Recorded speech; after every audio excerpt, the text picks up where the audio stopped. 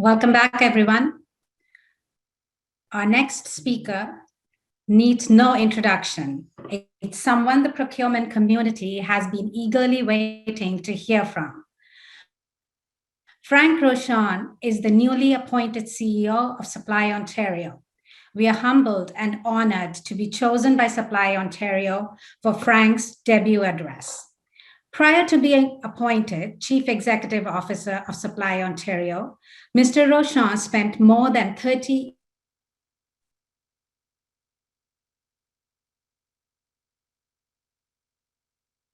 years management and operational leadership. He has been a member of Deloitte Canada's executive leadership team as vice chairman and managing partner. Mr. Rochon was also an active member of Deloitte's global executive leadership. It gives me great pleasure to welcome Frank Rochon. Thank you. Thank you very much for the kind introduction. And thank you to Supply Chain Canada for inviting me and each of you who are joining us today. I wish we were meeting in person. Relationships are important to all of us. And look forward to a time soon when we can actually see each other.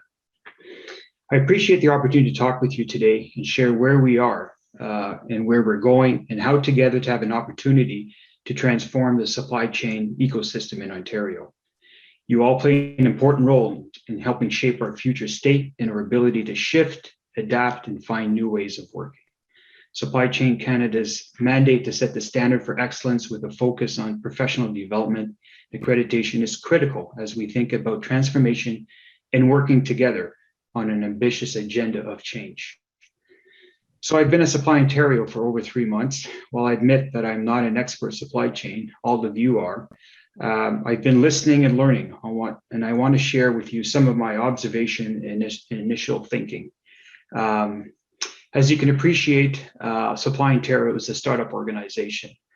We are in the process now of establishing and developing a foundation for a multi-year transformation.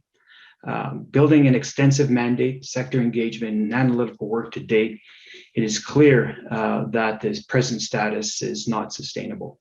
We're moving quickly to validate and implement the right operating model, priorities, and sequencing. As you can appreciate, collaboration and communication are the foundation for sustainable progress and long-term success.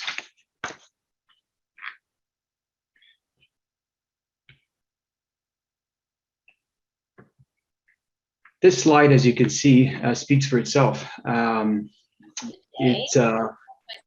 It encompasses 6,000 buyers in the broader public service with approximation of spend north of 42 billion. So this is not new information for most of you. You live and breathe it every day. But it demonstrates the key issues and complexities. I believe we can all agree that there's got to be room for improvement. Acknowledge COVID in many ways has written the playbook on key elements: agility, flexibility, data, collaboration, and guidance.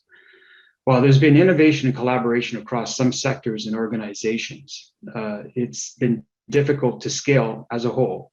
The system is fragmented with an inability to aggregate demand and take advantage of Ontario's scale in competitive global deals, greater reliance on global supply chains, and lack of scalable innovation in sourcing and procurement.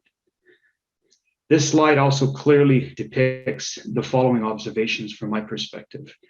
Ontario has no common commercial face vis-a-vis the vendor community in its ability to speak in one voice, an inability to leverage spend effectively with purpose, value leakage throughout the supply chain, as well as challenges in harnessing innovation, lack of strategic commercial capability at scale across the government, and lack of integrated performance management insights and data intelligence.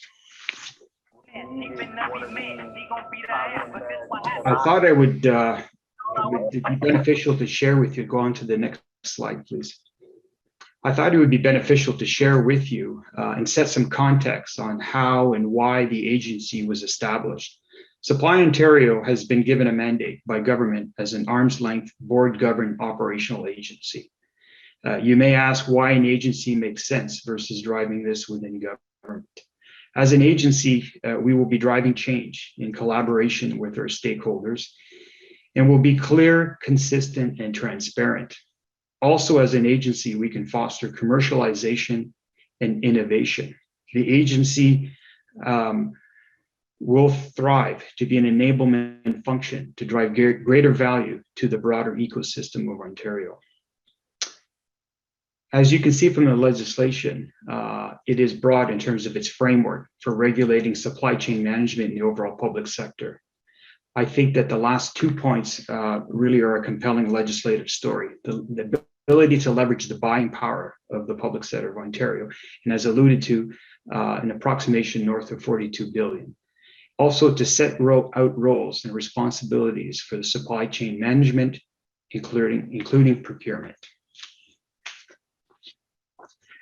I would like to share with you the Supply Ontario vision, world-class capability to harness Ontario's buying power to enable economic development, province-wide resilience, and drive value for Ontarians. Supply Ontario's vision thrives to land on one unifying vision. Each of the words have been highlighted for a reason, as you can appreciate. This is a balancing act. We have a clear public policy mandate around resilience and economic development, and at the same time, need to drive more value for all Ontarians. We have the power to make change. This represents enormous buying power that can be used more effectively to deliver differential results. We need to increase our commercial acumen and structure our relationships to be more outcome focused. This is about capability, not centralization.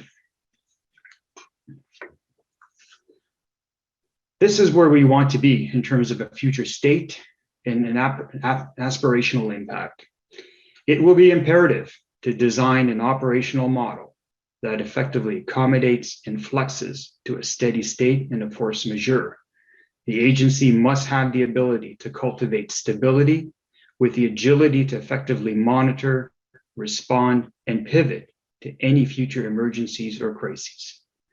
These key desired outcomes will be built on a foundation of good governance, best practices, both globally and private sector, integrated operations, and superior service experience for all. While aspirational, Supply Ontario needs to deliver these important outcomes.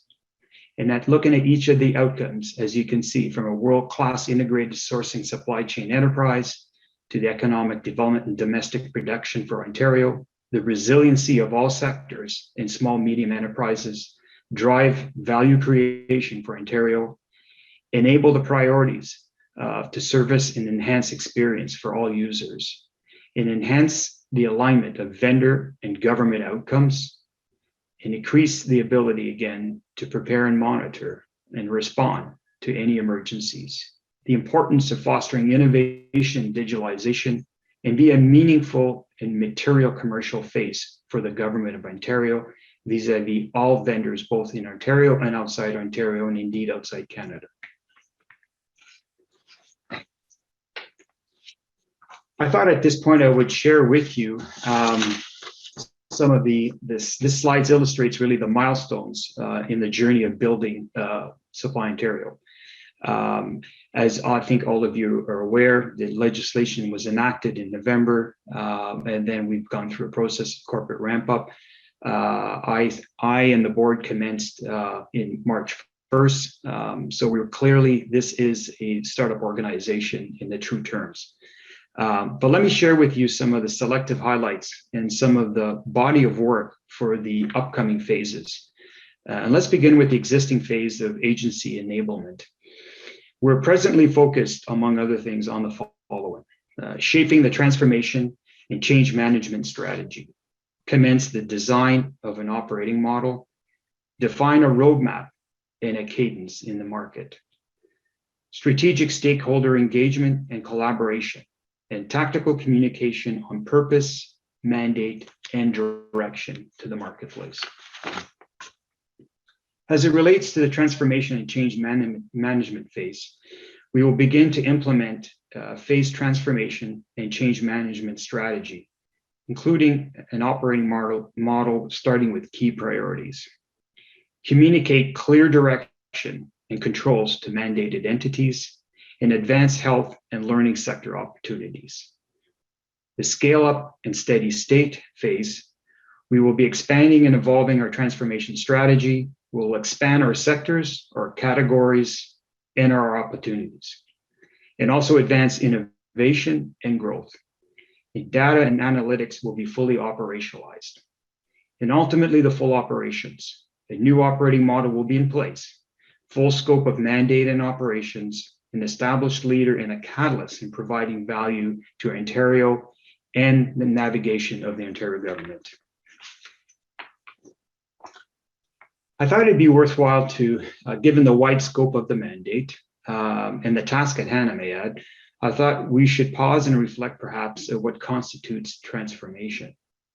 We need to think differently, including being bold. We need to create an agency that will support and elevate Ontario's needs, including fostering prosperity and security of supplies. Transformation means looking at everything differently, learning from the best in the world, and taking an agile approach. This will not be a big bang approach. We're going to be iterate, we're going to learn and adapt quickly. Strategically, we will seek to align around shared outcomes and a world-class capability that will ensure Ontario is a global leader. Needless to say, we have much to learn from all of you. We have a mandate to do this, and hoping that each of you will be part of this change, given your importance in all your organizations and the fact that you're also all leaders in the supply chain of Canada.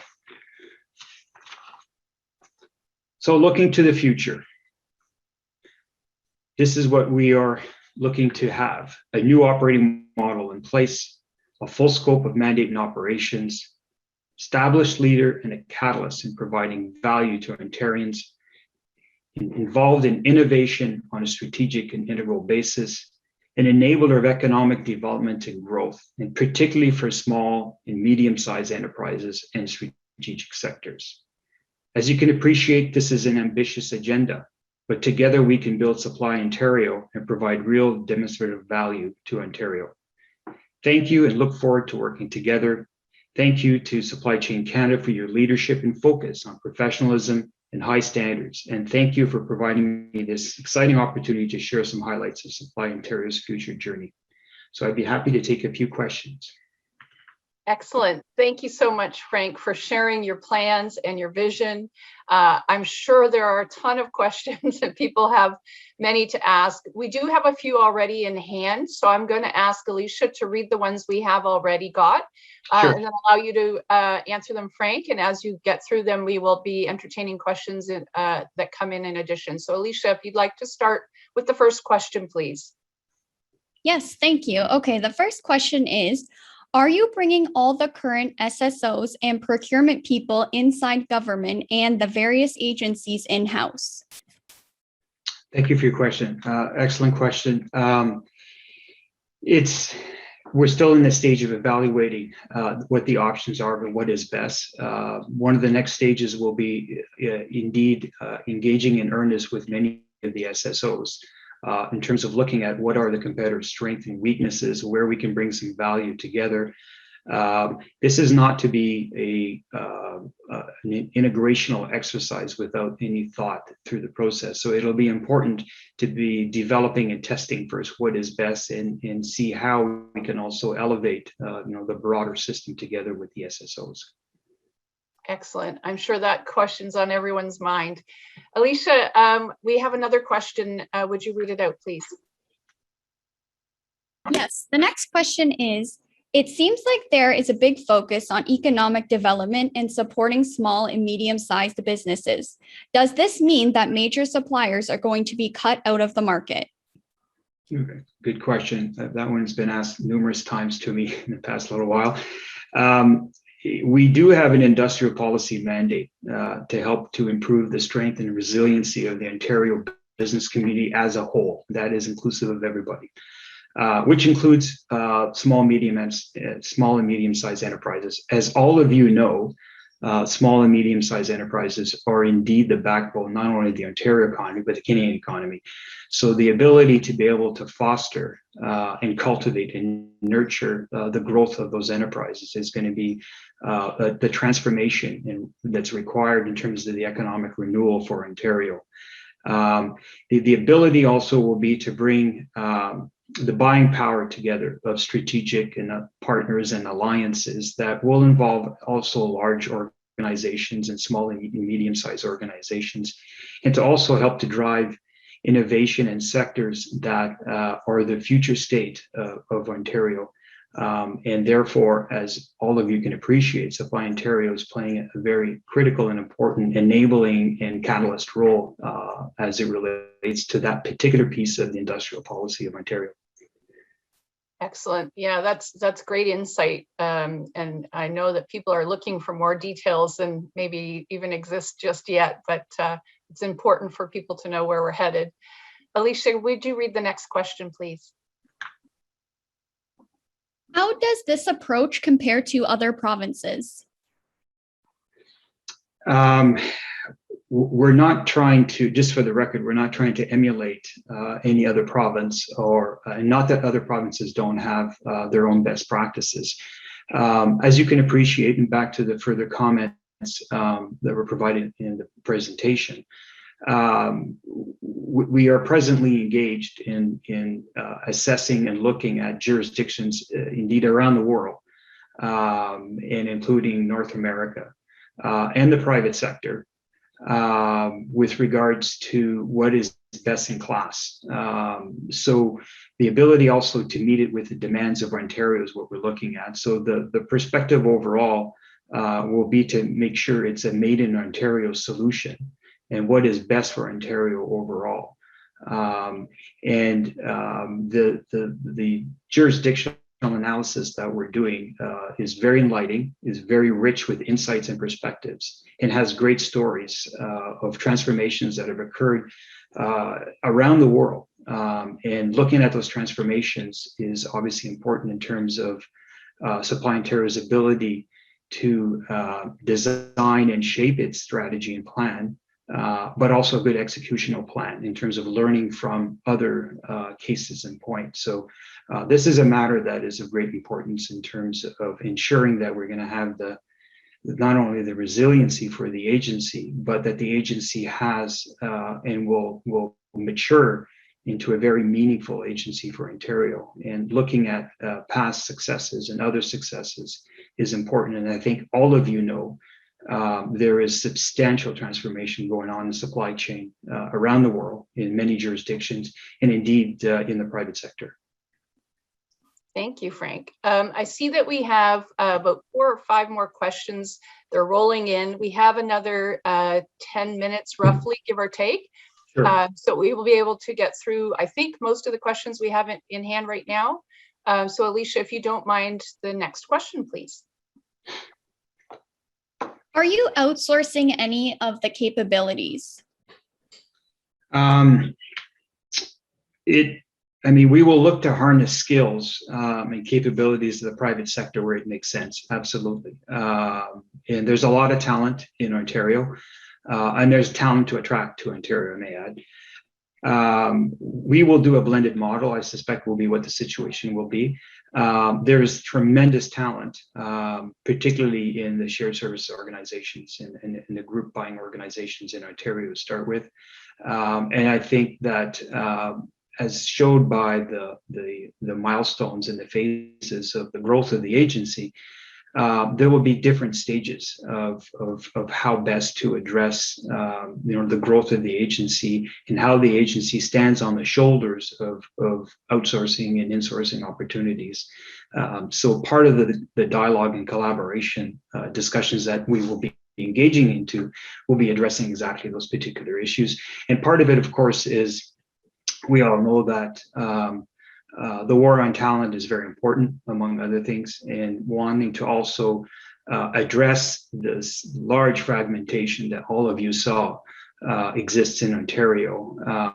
it is important to be able to streamline at the same time and address issues of duplicity so that we can be more harmonized overall in terms of finding that seamless element for supply chain in Ontario. Just on a side note, we can help you finding your talent, by the way, at the association. Absolutely. If you're thinking about it. Absolutely. Thank you, Kim. Okay, Alicia, we have a couple more questions to get through, and I apologize, Frank. I feel like we're interrogating you, but that's fine. I wanted to ensure we had a lot of time for Q&A. I mean, that's always the richest part of these presentations. Much appreciated. Okay, Alicia, the next question, please. How will you help create a climate for supply chain innovation? Well, this is, again, finding a way to work collaboratively with the stakeholders and drawing in the expertise that is there. It is important to make a procurement process more accessible and to bring digitalization in and to really, position the agency, as you can all appreciate, for the next generation, among other things, of what the transformation of the economy will be. So the innovation piece is one that has been a lot of discussion, a lot of narrative from the government. The leadership of the government is very focused on this issue, and early in the discussions of strategy, the innovational piece of this needs to be, again, to use the term, best practice and world class. And that, I may add, Kim, is one of the issues we're also focusing and zeroing in on as we look at the best of jurisdictional scans of what is being done around the world. The innovational piece is big, and there's a lot of economic, positive collateral to be able to bring in such an innovation, and particularly in sectors that will matter to Ontario. Right. Well, that's the key, right? Very much. Very important element of the plan. Alicia, we do have a few more questions, so I'd like to get through as many as we can. Would you like to ask the next question? How will local and regional needs be addressed by the agency? Thank you, Alicia. That's a great question. As you saw from the vision, the province-wide resiliency is important.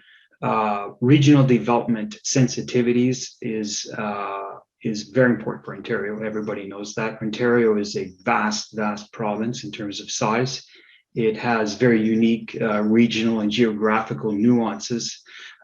They all need to be recognized, incorporated, and elevated as part of the agency.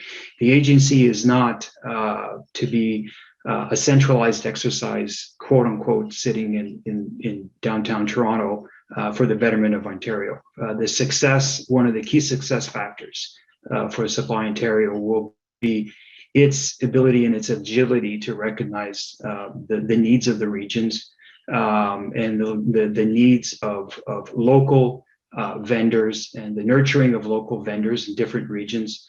And from, there's a variety of elements that need to be looked at as it relates to ensuring that there is just on time, there is timely perspectives for the supply chain in different regions, and some of the different, needs within the region, from different folks in the region, and also at the same time, I may add, addressing through the process of a regional development perspective, also addressing, importance of diversity and inclusion, which is part and parcel to the foundation of Supply Ontario as it addresses, the regional realities and growth of Ontario. The success of the agency and the success of Ontario, as we all know, is that that there is a seamlessness in what I would refer to as the large four corners of the province in terms of its size. Great. I'm really interested to see how the diversity and inclusion and the local regional plans, unfold. That's so important to all Ontarians.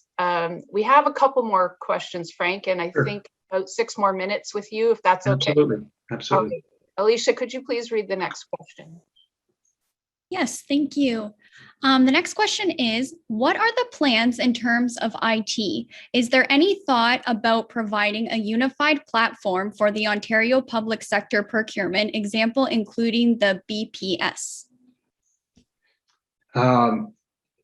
Yes, I think is a quick answer. And as the person asking the question, everybody else can appreciate it has a lot of froth with complexities and logistical issues. But yes, I think the issue is having the ability, back to the point about innovation and digitalization, the ability to have more transparency among all the stakeholders, so that it is more accountable at the same time.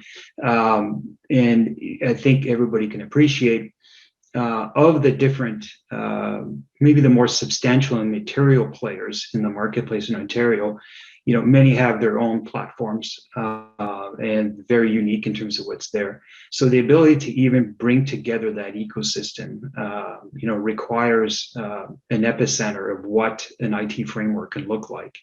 And how we would kind of evolve and phase into that is the other issue. And I may add, without creating public fanfare and angst and disruption, the IT piece is something that needs to be looked at very, just strategically, but also very judiciously in terms of what's there. So yes is the kind of the short answer to the question. And I think you've tapped into something that's very real, the public angst about what this all means for individual organizations and procurement professionals. Alicia, do you want to read the next question? Is the plan to dismantle existing procurement organizations across the sector and centralize all public procurement under your organization? No, that's not the mandate. And the mandate is to bring to life all the parts. And as I'd said, in terms of, if you go to the vision, this is not about a centralizational exercise. It's about a capability exercise. And it's about finding where the capabilities are, having accountability to those capabilities, the ability to deploy and leverage them.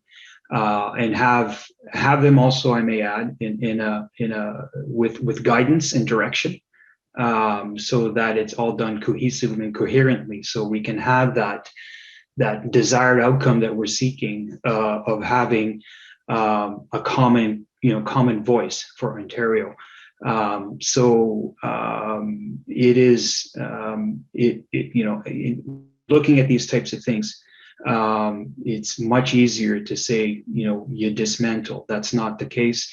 The challenge and the task at hand is how to integrate and bring together, how to collaborate, how to find sourcing and collaborational and partnership arrangements to achieve it.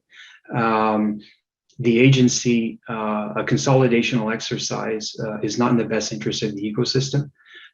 So there's a balance. There's absolutely a balance that needs to be looked at of what is best. And there's a great convention of successes in many of the enterprises and the organizations in Ontario. And, back to an earlier point, I said it's to stand on the shoulders of that and to respect that and to understand that. And they also play, back to one of the previous questions that you had, Alicia, is on the regional piece. And the regional piece needs to have that the presence of Supply Ontario and the presence of the mandate of Supply Ontario needs to be seen in all those regions, which in itself, plays very strongly to the necessity to be able to have a cohesive network. Thank you. And we have run out of time, so I do apologize. I know there's several more questions there. Thank you, Frank. I'm going to invite Himani back. I think you're there. There you are. Thank you. You're Thank you to all. There, Himani. Thank you, Frank. Thank you, Frank, for making the time to be a part of our event. And thank you for sharing your vision of Supply Ontario and answering the questions. I know there were a lot more questions that we could go here, but had to cut you off. So sorry about that. On behalf of our CEO, Alazar Khalfan, and board members who are participating in the event, thank you for being so forthcoming and candid. We look forward to having further dialogues with the agency and having you and the team participate in our forums and events so we can continually be updated on new developments and also support you in your mandate. I would also like to thank Supply Ontario team for working with me tirelessly and fitting this event into Frank's calendar. I know it's a busy, busy calendar.